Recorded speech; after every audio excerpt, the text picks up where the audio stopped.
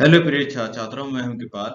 हम आपको करा रहे हैं 12th क्लास में इतिहास के मानचित्र। यह हमारे प्रश्न पत्र में क्वेश्चन नंबर 22 होता है। इसके दो खंड होते हैं, क और ख। उससे संबंधित आपको यह क्वेश्चंस करा रहे हैं। आज का हमारा क्वेश्चन है, अशोक के शिलालेख, लघु शिलालेख, स्तंभ लेख, गुहा लेख आदि भारतीय मानचित्र में अंकित कीजिए।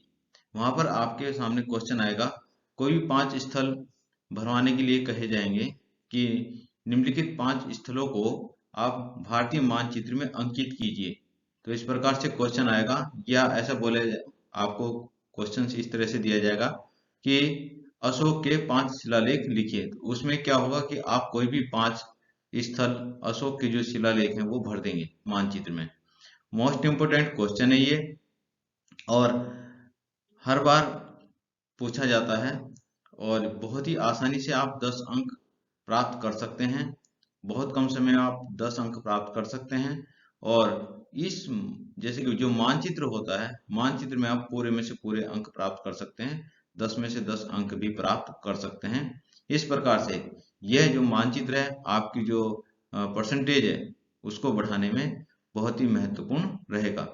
तो प्रिय छात्र छात्राओं, जिस समय आप इसको हम आपको अध्ययन करा रहे हैं, तो आप उन चीजों को नोट करते हुए चलें कि कौन सा स्टेट या में कौन सा स्थल है, जो स्थल कौन से स्टेट में है। और आप एक काम और कीजिए कि 3 या 4 आप खाली मानचित्र लीजिए, और उनको आप साथ साथ भरते हुए भी चलें। और इसका आप स्क्रीनशॉट भी ले सकते हैं। स्क्रीनशॉट ले लेंगे तो आपको पता रहेगा आगे भी फिर कि आपके कौन कौन से स्थल कहाँ पर हैं। तो इस प्रकार से आप इसको कार्य को करते चलें। आगे चलते हैं। हमारा आज का अभी ये क्वेश्चन है, आएगा अशोक के शिलालेख से संबंधित क्वेश्चन है कि भारतीय मानचित्र में निम्नलिखित अशोक के शिलालेखों को अंकित कीजिए। इस तरह से हमारा क्वेश्चन होगा। तो इसमें हम देखते हैं कि अशोक के जो शिलालेख हैं, 8 स्थानों पर अशोक के शिलालेख प्राप्त हुए हैं। 8 स्थानों पर अशोक के शिलालेख प्राप्त हुए हैं। और हम प्रारंभ करते हैं। देखिए, सबसे पहले देखते हैं कालसी। तो ये कालसी है, और कालसी उत्तराखंड में स्थित है। उत्तराखंड के देहरादून जिले में स्थित है, जहां पर एक कालसी ब्लॉक है, वहीं पर ये कालसी ये अशोक का शिलालेख है। और अब हम बात करते हैं सहसाराम। दूसरा जो शिलालेख है सहसाराम है। सहसाराम बिहार में स्थित है। और ये फिर उसके बाद बात करते हैं हम यहाँ पर तौसली और जौगढ़। 2 शिलालेख हैं, ये उड़ीसा में स्थित हैं। आपके जो तौसली है वह गंजाम जिले में स्थित है। उड़ीसा का गंजाम जिला है, वहां पर स्थित है। और जौगढ़ ये पुरी जिले में स्थित है। जहाँ पर पुरी जिला है वहां पर ये स्थित है। अब हम बात करते हैं महाराष्ट्र की। तो महाराष्ट्र में अशोक का जो शिलालेख है वह सोपारा है। सोपारा ये जो महाराष्ट्र में थाना जिला है, थाना जिला में स्थित है।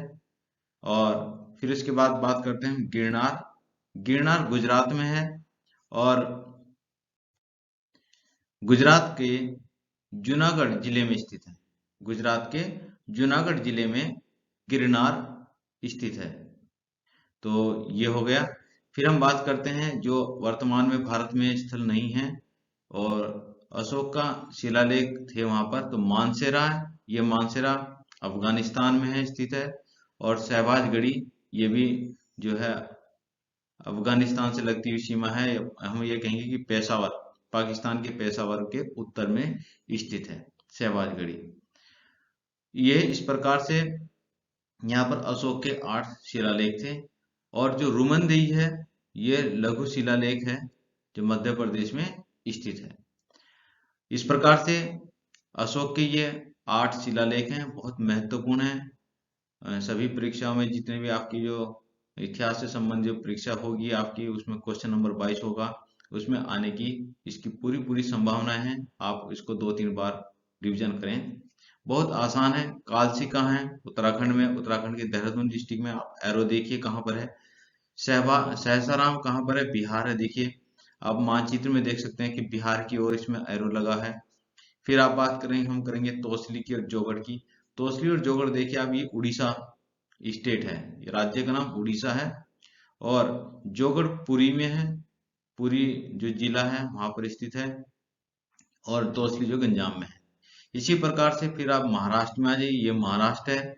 और महाराष्ट्र में सोपारा इसका शिलालेख है। और सोपारा थाने, जो महाराष्ट्र का जो थाना जिला है, थाना जिला में स्थित है।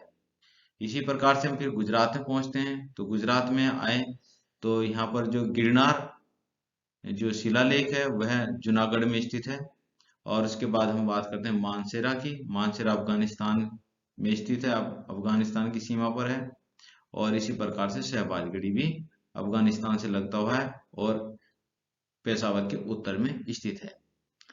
ये जो शिलालेख हैं, इन शिलालेखों के द्वारा अशोक का जो सीमा थी उन सीमाओं को भी प्रदर्शित करती है। आप देख रहे होंगे कि जितने भी जो शिलालेख हैं वो चारों ओर फैले हुए हैं, एक सीमा तैयार कर रहे हैं, सीमा बना रहे हैं वो। और इससे पता चलता था कि अशोक का जो साम्राज्य था कितना विशाल साम्राज्य था, जो कि हिंदकुश पर्वत श्रेणियों से लेकर के आपका इधर दक्षिण तक फैला हुआ साम्राज्य था। तो अशोक के शिलालेखों से उसके साम्राज्य विस्तार की जानकारी भी प्राप्त होती है। तो प्रिय छात्र छात्राओं, आप इसको कर लेना। अब नेक्स्ट है अशोक से संबंधित ही है, ये अशोक के लघु शिलालेख है। अशोक के लघु शिलालेख ये भी पूछा जाता है, ये क्वेश्चन भी बहुत बार आता है कि लघु शिलालेख। एक चीज आपको जरूर ध्यान रखना है कि वो लघु शिलालेख पूछ रहा है या शिलालेख पूछ रहा है। इसलिए हमने मानचित्र भी अलग अलग यहाँ पर आपके लिए तैयार किए हैं। और आप भी इसी तरह से अलग अलग तैयार कर लीजिए और एक अच्छी बुकलेट तैयार कर लीजिए। प्रत्येक उसका एक मानचित्र बना करके अपनी एक फाइल बना लीजिए। जैसे कि हड़प्पा सभ्यता है तो हड़प्पा सभ्यता से संबंधित जो स्थल होंगे उनको पूरी तरह से अंकित कर उसमें भर के एक फाइल तैयार कर लीजिए। 16 महाजनपद का है तो उसको भी उस फाइल में लगा लीजिए। फिर अशोक के शिलालेख हैं जो हम करा रहे हैं जैसे भी है, तो इनको आप सप्ताह भर फाइल में लगा लीजिए मानचित्र को। और बीच बीच में आप इनको देखते रहिए, ये आपके बहुत कम समय में अच्छी तरह से तैयार हो जाएंगे। और साथ साथ एक चीज और कीजिए, आप अपने कक्ष में जहां पर भी आप पढ़ाई करते होंगे, जहां पर भी बैठते होंगे, वहां पर भारत का मानचित्र जरूर लगा लीजिए। भारत का राजनीतिक मानचित्र बोलते हैं इसको। और उसमें आपको वास्तविक स्थिति भी पता चल जाएगी कि कौन सा स्थल कहाँ पर स्थित है। अब जैसे हम सहसाराम की बात करते हैं, हम कह रहे हैं कि सहसाराम जो है बिहार में स्थित है। सहसाराम एक जिला भी है। तो आपको पता होना चाहिए कि बिहार में भी कहाँ पर स्थित है, तो आपको निशान लगाने में वहां पर बहुत ही आसानी रहेगी। आप आसानी से निशान लगाएंगे कि ये सहसाराम है भाई, बिहार में है और इस जगह पर स्थित है। आप एरो भी लगा सकते हैं, एरो लगा करके उसको प्रदर्शित कर देंगे। तो कम से कम प्रतिदिन अगर आप भारतीय मानचित्र को, जो आपका राजनीतिक मानचित्र है, उसको आप 5 मिनट जरूर दीजिए। ऐसे नहीं कि आप पूरा रटना है आपने, सिर्फ उसको 5 मिनट दीजिए, एंजॉय कीजिए उसके साथ में कि कौन सा स्थल कहाँ पर है। थोड़ा आपको इस तरह से देखना है तो आपको सभी जितने भी स्थल हैं यहाँ पर उनकी जानकारी आसानी से हो जाएगी। अब हम प्रारंभ करते हैं अपना, हम करते हैं अशोक की शिलालेख। तो अशोक की शिलालेख हम सबसे पहले बात करते हैं लघु शिलालेख। अशोक के लघु शिलालेख हैं ये। यहाँ पर सहसाराम, सहसाराम बिहार में है, बिहार में सहसाराम एक जिला है, वहीं पर स्थित है ये। फिर हम बात करते हैं अहरोरा। अहरोरा यह उत्तर प्रदेश में स्थित है, उत्तर प्रदेश में स्थित है अहरोरा। और उत्तर प्रदेश के मिर्जापुर जिले में स्थित है, उत्तर प्रदेश के मिर्जापुर जिले में स्थित है। तो इसी प्रकार से आप मैप देखिए, जो राजनीतिक मानचित्र आपके कक्ष में होगा, जो आपके पास होगा, उसमें आप देखिए कि मिर्जापुर कहाँ पर है। मिर्जापुर में ही अहरोरा लघु शिलालेख है जो कि अशोक से संबंधित है। फिर हम बात करते हैं भब्रू की। तो भब्रू शिलालेख, लघु शिलालेख जो है ये राजस्थान में स्थित है और राजस्थान के जयपुर जिले में स्थित है। राजस्थान के जयपुर जिले में स्थित है भब्रू। और फिर हम चलते हैं आगे मध्य प्रदेश की साइड। आप मानचित्र भी जरूर देख रहे होंगे कि हमने यहाँ पर मानचित्र जो लिया है वो स्टेट वाइज डिवाइड है, इसमें पता है कि कौन सा स्टेट कहाँ पर है। और देखिए अब बात करते हैं गुजरात की। तो नहीं, गुजरात से हम बात करते हैं मध्य प्रदेश की। यह मध्य प्रदेश है। मध्य प्रदेश में रूपनाथ जो लघु शिलालेख है वह मध्य प्रदेश में स्थित है। मध्य प्रदेश के यह जबलपुर जिले में स्थित है। मध्य प्रदेश के जबलपुर जिले में स्थित है। तो आप मानचित्र में देखेंगे कि जबलपुर कहाँ पर है, वहीं पर अशोक का लघु शिलालेख रूपनाथ स्थित है। उसके बाद हम बात करते हैं गुर्जरा। गुर्जरा जो अभिलेख है यह दंतिया जिले में स्थित है। मध्य प्रदेश के दंतिया जिले में स्थित है। तो आप मानचित्र में देखिए दंतिया जिला कहाँ पर है। और यहाँ पर आपको दिखाई दे रहा होगा कि मध्य प्रदेश का पूरा मानचित्र है ये पूरा मानचित्र जो मध्य प्रदेश जिसके बीच में रूपनाथ और गुर्जरा लिखा है। तो प्रॉपर जगह आप मानचित्र में देखिए और उस जगह पर आप एरो लगा करके भी अंकित कर सकते हैं। फिर हम चलते हैं साउथ की साइड। साउथ में हम चलते हैं उधर कर्नाटक में। कर्नाटक में भी अनेक लघु शिलालेख मिले हैं। कई शिलालेख लघु शिलालेख मिले हैं यहाँ पर। मास्की लघु शिलालेख मिला है। मास्की लघु शिलालेख है। ब्रह्मगिरी लघु शिलालेख है। गौरीमठ लघु शिलालेख है। जटिंग रामेश्वर लघु शिलालेख है। ये 4 लघु शिलालेख कर्नाटक राज्य में प्राप्त हुए हैं, अशोक से संबंधित हैं। मास्की लघु शिलालेख रायचूर जिले में मिला है, कर्नाटक के रायचूर जिले से। ब्रह्मगिरी जो लघु शिलालेख है ये चित्तल दुर्ग से मिला है, जो जिले का नाम है। और गोवीमठ जो प्राप्त हुआ है ये कोपबल जिले से मिला है। और जटिंग रामेश्वर ये पश्चिमी क्षेत्र से प्राप्त हुआ है। तो इस प्रकार से ये, और यहाँ पर जो एक सिद्धपुर लघु शिलालेख भी प्राप्त हुआ है, सिद्धपुर लघु शिलालेख, और ये भी कर्नाटक से ही प्राप्त हुआ। आप इसके साथ साथ इसको भी अंकित कर लीजिए एरो लगा करके, ऐसे यहाँ पर कहीं भी एरो लगा लीजिए कर्नाटक में। और सिद्धपुर लघु शिलालेख भी आपका कर्नाटक से प्राप्त हुआ है। अब हम बात करते हैं आंध्र प्रदेश की। हालांकि अब आंध्र प्रदेश भी तेलंगाना और आंध्र प्रदेश 2 भागों में विभक्त हो गया है। तो आप इसको जो मैं जगह बताऊंगा आप अपने मानचित्र में देखिए कि वो तेलंगाना में है या आंध्र प्रदेश में है, उसको आप उसी तरह से अंकित कर लीजिए। एरागुडी, एरागुडी लघु शिलालेख, एरागुडी लघु शिलालेख है, यह है कर्नूल जिले में स्थित है। एरागुडी कर्नूल जिले में स्थित है। और राजुल मधुगिरी ये भी आंध्र प्रदेश में स्थित है और ये भी कर्नूल जिले में ही स्थित है। अब आपको ये देखना है, और ये जो एरागुडी है कौन से कहां पर है, ये आंध्र प्रदेश में है या तेलंगाना स्टेट में है, आपको ये देखना है। और कमेंट में भी आपको लिखना है कि कौन से स्टेट में ये पड़ते हैं। एरागुडी तेलंगाना में है वर्तमान में या आंध्र प्रदेश में है। तो प्रिय छात्राओं, इस प्रकार से हमारे लघु शिलालेख हो चुके हैं। एक बार फिर हम रिवीजन करते हैं। आप अपने मानचित्र में साथ साथ इसको अंकित करते चलें। सहसाराम बिहार में है, जो कि ये स्थित है यहाँ पर, बिहार में स्थित है ये। और फिर उसके बाद हम बात करते हैं अरोरा। अरोरा उत्तर प्रदेश में स्थित है, मिर्जापुर जिले में। भाबरू, भबरू बोलते हैं इसको, ये राजस्थान में स्थित है, जयपुर जिले में। रूपनाथ और गुर्जरा, रूपनाथ जो है मध्य प्रदेश में स्थित है, मध्य प्रदेश के जबलपुर जिले में। और गुर्जरा जो है वो दंतिया जिले में स्थित है। फिर लघु शिलालेख जो ज्यादा मिलते हैं वो कर्नाटक में मिलते हैं। कर्नाटक में मास्की है, और फिर ब्रह्मगिरी है, कोविमठ है, जटिंग रामेश्वर है, सिद्धपुर है, ये सभी कर्नाटक में है। और राजुल मध्यगिरी और एरगुड़ी ये दोनों ही स्थल जो लघु शिलालेख हैं वो आंध्र प्रदेश में स्थित है। इस प्रकार से आपके ये हो चुके हैं। तो प्रिय छात्रों, फिर हम अगले नेक्स्ट क्वेश्चन पर चलते हैं। अब हमारा आता है स्तंभ शिलालेख, स्तंभ लेख। अशोक से संबंधित स्तंभ लेख अपने मानचित्र में अंकित कीजिए। क्वेश्चन ये आएगा आपका कि अशोक के स्तंभ शिलालेख मानचित्र में अंकित कीजिए। वो इनमें से कोई 5 नाम दे सकता है, या कहेगा कि किन्हीं कोई भी 5 स्तंभ लेख आप अपने मानचित्र में अंकित कीजिए। इसके लिए आपको सभी मानचित्र में अंकित करने आने चाहिए, सभी स्थल आने चाहिए। तो हम बात करते हैं मेरठ की। मेरठ स्तंभ लेक, आप देख लीजिए कि एरो कहाँ पर लगा है, तो यहाँ पर है मेरठ स्तंभ लेक। फिर टोपरा स्तंभ लेक, ये हरियाणा में है, हरियाणा राज्य में स्थित है टोपरा। फिर इसके बाद हम बात करते हैं इलाहाबाद स्तंभ लेक, इलाहाबाद स्तंभ लेक जो उत्तर प्रदेश में है। और फिर उसके बाद हम बात करते हैं यहाँ पर लोरिया नंदनगढ़, लोरिया नंदनगढ़ जो है वह बिहार में स्थित है, बिहार राज्य। आप एरो से पहचान लीजिए कि एरो कहाँ पर है, देखिए ये एरो है इसका यहाँ पर। और लोरिया अरेराज, दो स्थल हैं, लोरिया नंदनगढ़ और लोरिया अरेराज, ये दोनों ही बिहार में स्थित हैं। फिर हम बात करते हैं रामपुरवा की, ये रामपुरवा जो है बिहार और नेपाल की जो तराई वाला जो क्षेत्र है, नेपाल का तराई क्षेत्र है, वहां पर स्थित है रामपुरवा स्तंभ लेक।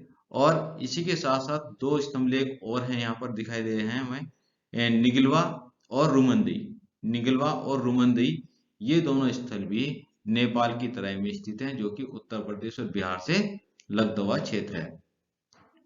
अब हम बात करते हैं कर्नाटक में, कर्नाटक में मास्की स्तंभ लेक है और गोवीमठ स्तंभ लेक, मास्की स्तंभ लेक और गोवीमठ स्तंभ लेक दोनों कर्नाटक में स्थित हैं।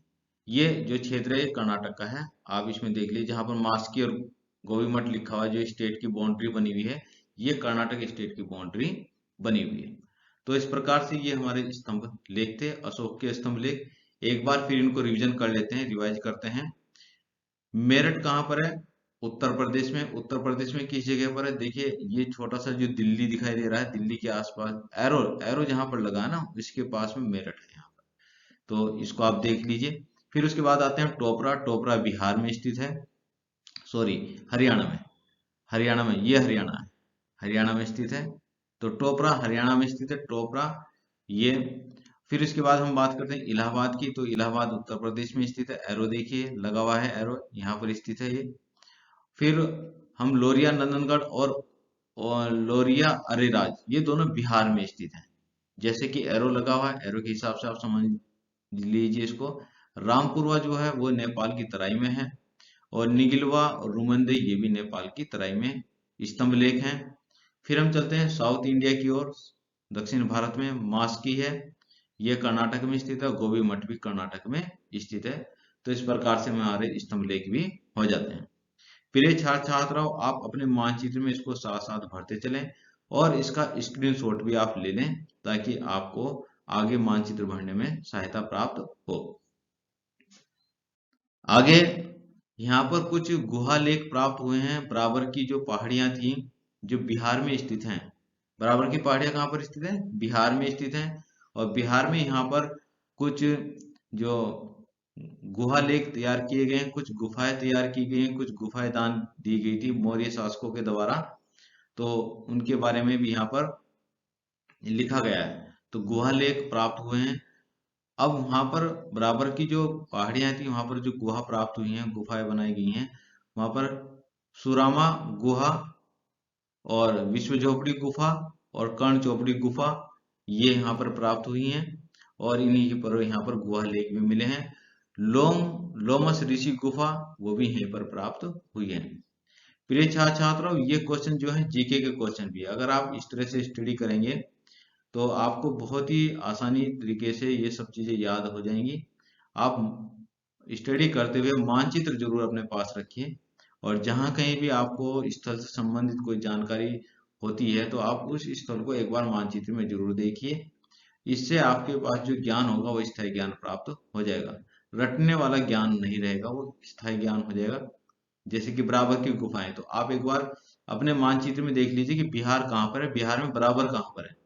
और फिर इसके साथ आप देखेंगे वहां पर सुरामा गुफा भी है, विश्व चौपड़ी गुफा है, कर्ण चौपड़ी गुफा है, और लोमहर्ष ऋषि गुफाएं हैं।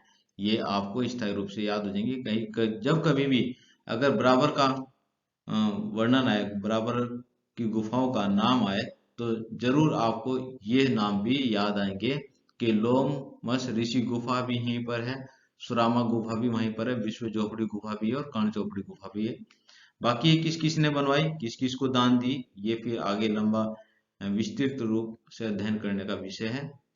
अभी हम मानचित्र की बात कर रहे हैं, तो मानचित्र में हमने सिर्फ इतना देखना है कि कहाँ पर ये बराबर की गुफाएं हैं। तो आपसे मानचित्र में पूछा जाए कि बराबर की गुफाएं कहाँ है, तो आपने इसको बिहार में अंकित करना है, बिहार में आपने इसको लगाना है। तो प्रिय छात्र छात्राओं, इस प्रकार से हमारे ये अशोक से संबंधित एक क्वेश्चन जो आता है उसके हमारे मानचित्र पूरे हो चुके हैं। इस प्रकार से आप इनको ध्यान से कर लीजिए और साथ ही साथ आप हमारे चैनल को सब्सक्राइब भी कर लीजिए और बेल नोटिफिकेशन को भी दबा दीजिए, ताकि आगामी जो हम आपके लिए टॉपिक तैयार करेंगे, जो भी अध्ययन सामग्री तैयार करेंगे आपके लिए, वह आप तक जरूर पहुंचती रहे। धन्यवाद।